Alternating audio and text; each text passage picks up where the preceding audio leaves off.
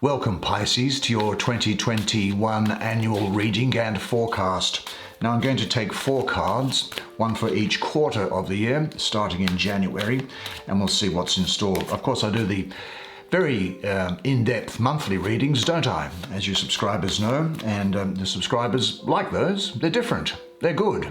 And you can find those readings by checking out the playlist on my channel, or of course you could subscribe and you get them directly. But let's see what there is in store. Now the imagery in this is really esoteric. It's really esoteric and spiritual and mystical, so I'll use a pen to point out some of the more fascinating aspects of the drawings, the paintings on the card, because it affects the meaning, you see. And we shall then see what there is in store for you. Well, here is coming up first the Queen of Discs. Then there is the Knight of Cups. See what there is in here. The Emperor. Very good card for you, the Emperor. Certainly, what a boost for that second half of the year, I've got to say. And what might this be? The Hierophant. Okay, why don't you come and have a good close look at these cards while I point out the fascinating imagery on this stuff. And you're going to like it because you're interested in things like that. And I'll tell you what's in store for 2021.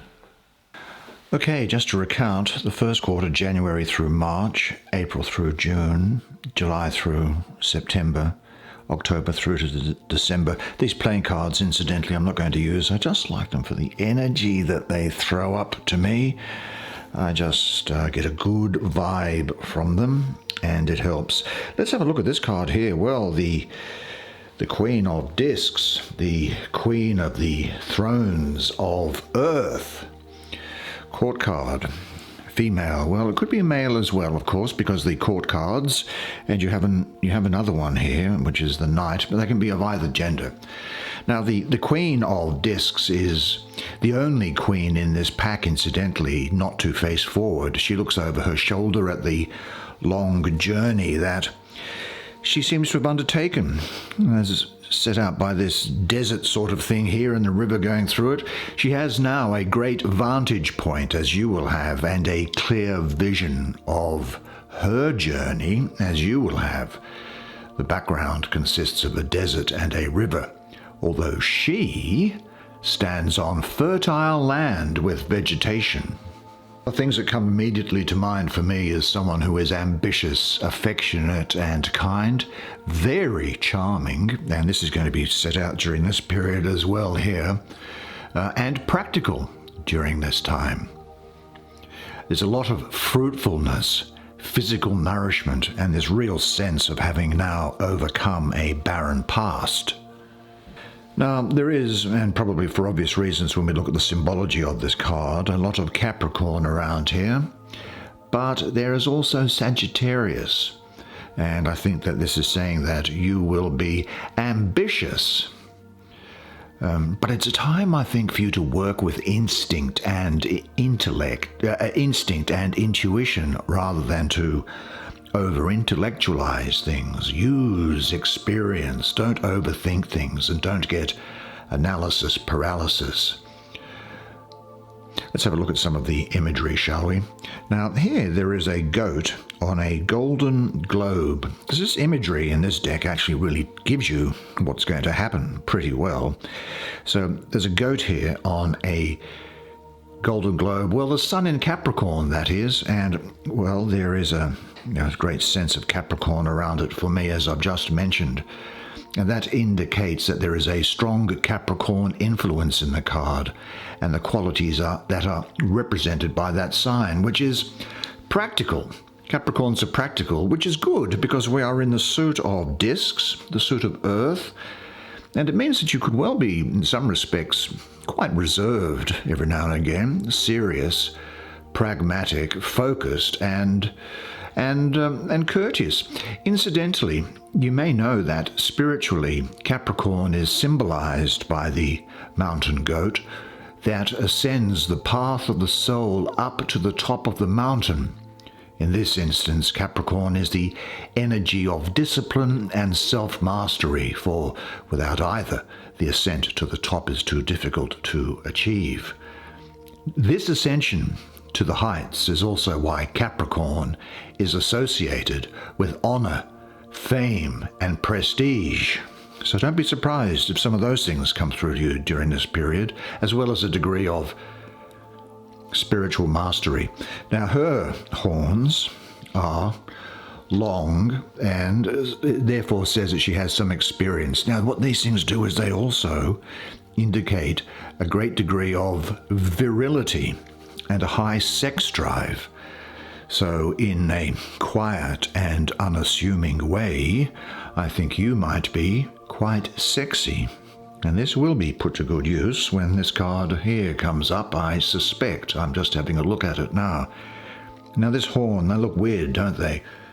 Well, they're actually the horns of a goat, which is called a markhor goat. And that is a wild goat found in the mountainous regions of Afghanistan, Pakistan, and Central Asia. Now, as that goat occupies mountainous, so high, regions, this is a symbol for the increased vision and perception that the Queen of Discs has, and it is going to show a clarity of purpose for you during this period. Now, this reptilian armor that she has, well, that represents growth and renewal, I think. There's no other way around it, because reptiles shed their skins. This wand in the right hand here is crowned with a hexagram. It looks like it's inside a cube. The cube is the earth, I think, and the hexagram means six sides, the number 6, and that has a tie-in with what I see as spiritually an area of divine emanation prior to the emergence of matter from spirit, which is known as Christ consciousness or Krishna consciousness. I think this signifies the ability of you to focus and produce things which are practical and useful. And in summary, I'd say that, and it's very interesting that it's sitting above this Emperor card that's here. So it's bringing a lot of male influence into it as well. So the Queen of Discs has a very motherly, or in this case could also be a very fatherly, paternal type of energy expressing herself practically. She shows her love by keeping up domestic duties and perhaps even through a career. She strives to create a secure home for her family and loved ones. Now, the Queen of Discs can also represent a mother-type figure to you, who guides you through difficult issues of the past and the present, or a part of you that is loving, nurturing, and needs to take care of others and yourself, keeping you emotionally and physically comfortable. The need to find the time to create nurturing time for yourself and others is important, despite what other duties are going on. But she represents prosperity and security. She suggests that you have worked hard to generate a level of security, which in turn gives you the ability to be generous with others and to share your prosperity with those that you love. The Queen of Discs, I think, asks you to maintain a compassionate, nurturing, practical, and down-to-earth attitude when it comes to dealing with yourself and with your own circumstances. You need to focus on creating a calm and balanced life for yourself. In a sense, at this time, going with the flow and following what is emotionally important to you and has meaning. So we can see that the fertility and growth aspect of this queen comes from desires to provide a peaceful, down-to-earth environment for yourself and others to flourish, like family or friends. And she represents the nurturing of others and yourself. Now, she also represents matters of health and diet, and so is connected to the physical being in the suit of discs. Well, let's have a look at her cousin, I suppose, in some respect, or she might like to think a cousin a couple of times removed. Now, what I'm getting here is a lot of Pisces and a lot of Aquarius around here. So you obviously are going to be important to yourself, but there could be other Pisces, and there could well be an Aquarian or two around here. Now, this winged Knight of Cups leaps in the opposite direction to, say, the Knight of Wands, who's a very focused, massively directed force of energy, lightning. He rides a white horse, which we can see, and he's jumping over a peacock that's here. There is a sea of water below the horse's feet, and his arm is outstretched, and he holds a cup with a crab that's visible in it. Yes, Aquarius rather, so I think that you'll be quite independent and possibly, I think, hard to pin down, but nevertheless humanitarian.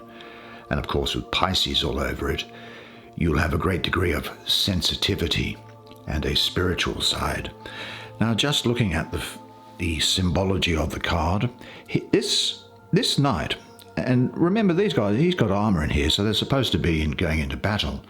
Well, he has no helmet, and this suggests that this is a time of openness. It's a symbol of trust and receptivity. He doesn't do battle, and he's not around long enough for any commitments or to fight anything. So avoid conflict.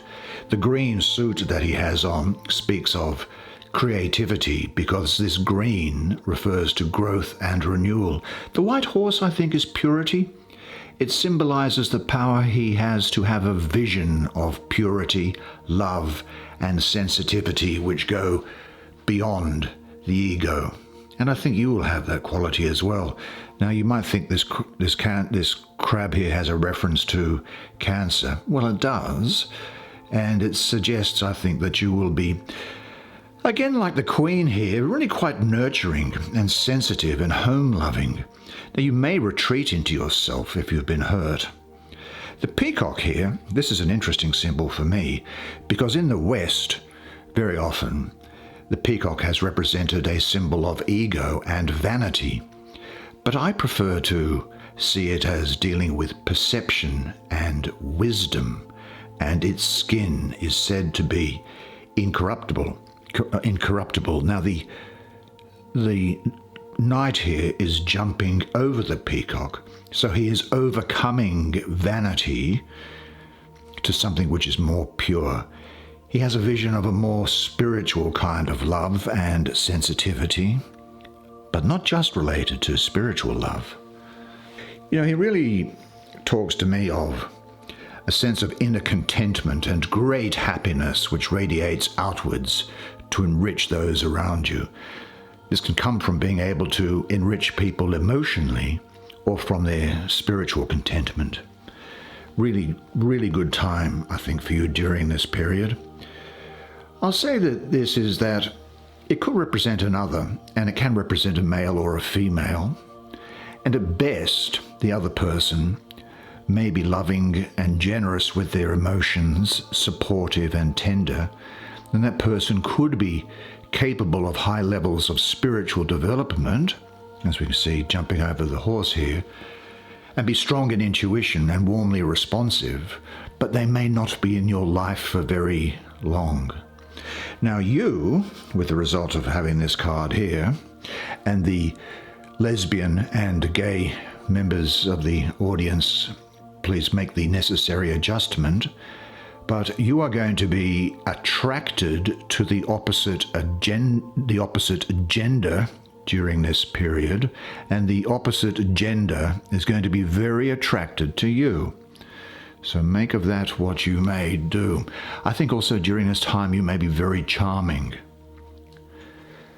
Now, there's also the time here, I think, where you may be actually quite emotional from time to time. But you'll be very open and caring, I think. Really good time there.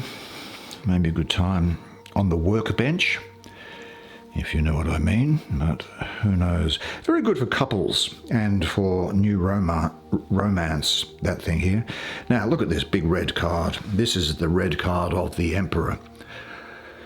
The Emperor, the son of the mighty ones. Well, the word emperor means he who sets in order. And this emperor looks this direction. So if you can imagine there was the empress sitting over there, he'd be looking at her. Now the empress, though she's not in this spread, stands for the universal totality of love and the love that binds creation. The emperor is lord of his personal universe, his personal kingdom. And yet in his rulership over others, he has to learn that self-sacrifice is necessary to be a great ruler. Talking about symbology again, notice this sort of shape. There's the broad shape there coming down, narrow there, which looks like a triangle. And then this looks like a cross, doesn't it? So the emperor's body forms the shape of a triangle on a cross, which happens to be the symbol for sulfur. And the dominant red color of this card represents, I think, the astrological association of Mars in Aries. Looking more detail at the symbology, the triangle over the cross also talks about the domination of spirit over matter. Now the number, he has 1, 2, 3, 4 points to his crown. That talks about giving. And 4 is a sign associated with Jupiter, which brings great good luck for you. Great good luck.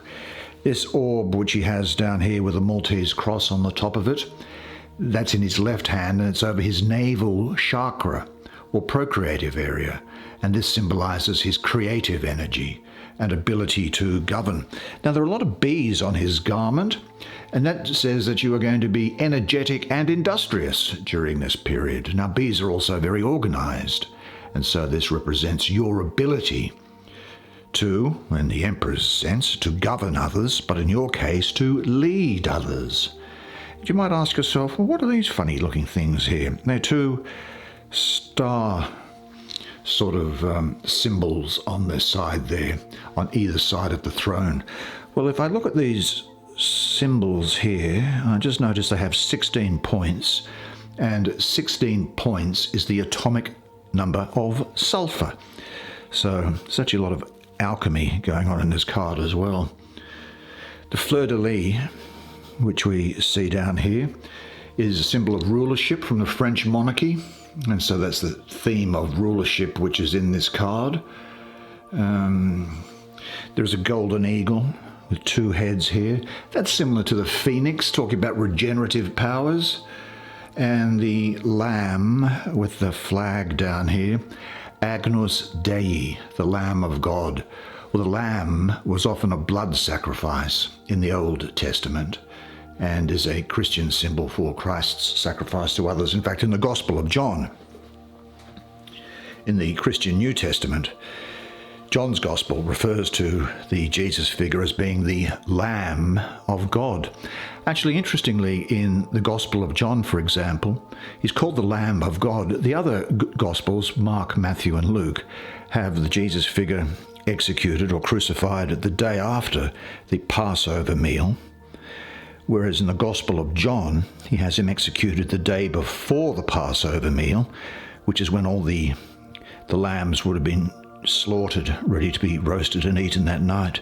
And hence the beautiful theological metaphor of the Lamb of God. Well, I won't go into the other things there because we'll be here for hours and hours.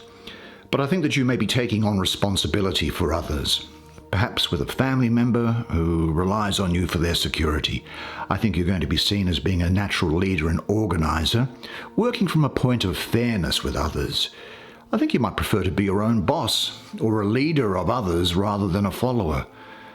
And if at that time you are having any life problems which crop up, and they always do, from time to time for everybody, for all of us, it's how you look at things that determines whether things are good or bad. In fact, in Shakespeare's Hamlet, he had his character Hamlet say, "There is nothing either good or bad, but thinking makes it so." But the emperor encourages you to take responsibility, breaking down problems into smaller, manageable chunks and to work systematically through them.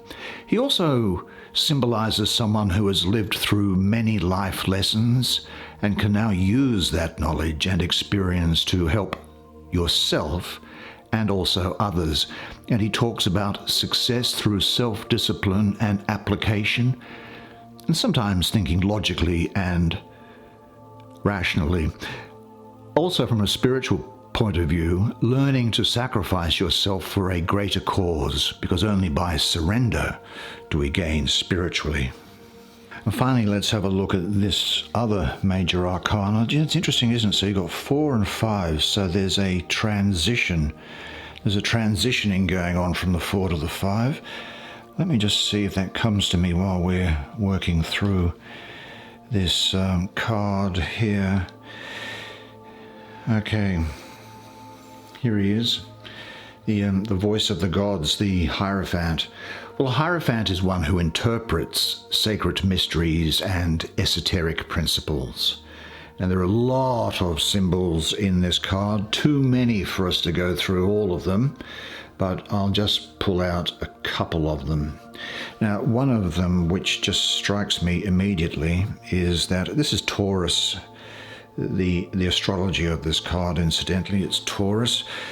You can see that because there's a little insignia for it down there, and you see this, his throne, if you like, is that of a bull.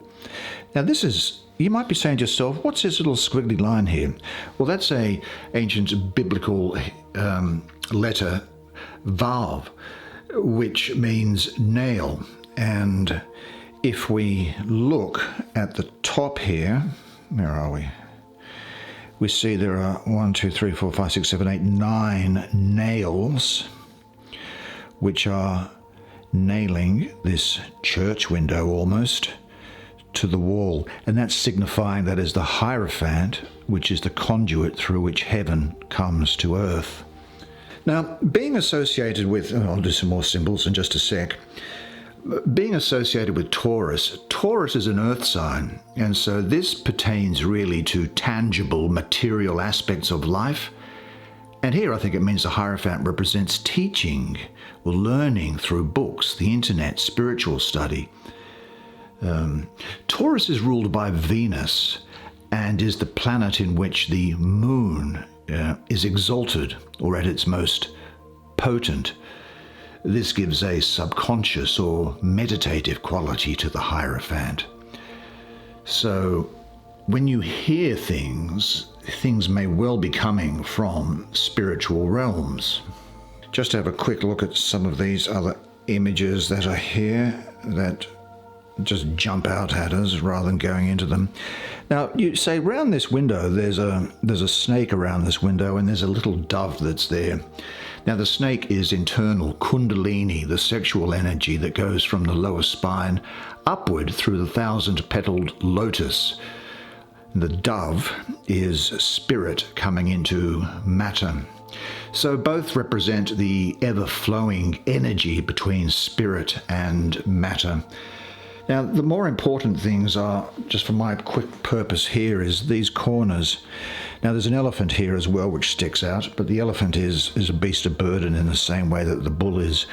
Now, here we see, and you often see these in church windows, an eagle, the face of a man, or a human, the face of a lion, and the face of a bull. If you know your Christian or Hebrew Old Testament, there's a book in there called the Book of Ezekiel, the prophet Ezekiel. Now, in chapter 1 of Ezekiel, he talks about having a religious experience where out of the desert and in a windstorm and a firestorm came 4 beings that had the bodies of a human. And then he says in chapter 1, verse 10, each of them had a human face at the front. Each of the 4 had the face of a lion on the right. Each of the 4 had the face of an ox on the left.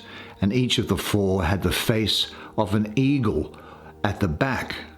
Such were their faces. And these are the fixed sign of Aquarius. Each sign has a cardinal, a fixed and a mutable sign. You, for example, are mutable water. So fixed sign of Aquarius, which is a man's face. The fixed sign of water, which is Scorpio. Scorpio has three forms: scorpion, snake, and eagle. The fixed sign of Leo, which is the lion, and the fixed sign of Taurus. Now, you've come from here to here, and I think the Emperor stands for leadership, responsibility, self-control, discipline, and focus, which we talked about earlier. It's taking command of your spiritual part. Well, the hierophant emphasizes the importance of applying your spiritual realizations in the day-to-day world and represents your study or interest in spiritual matters. Now, I think what this is saying is that there might well be a need for you during this period to go with the flow, not overdo or cause any revolutions, follow the rules and regulations, a lot of learning, becoming a mentor to others, giving counsel and advice to other people. Sometimes you'll hear of marriage here, and maybe the birth of children as well, is what I'm getting around it. I think it talks about following a tried and trusted means of success rather than going out on a tangent and following novel ideas to solve a problem. And I think it's suggesting to you a grounded way forward, to go forward through this period and into the next year. What a fascinating spread. Well done. Well done to you, Pisces, and that's the way it is for you this year. Well, there you go, 2021 in a snapshot.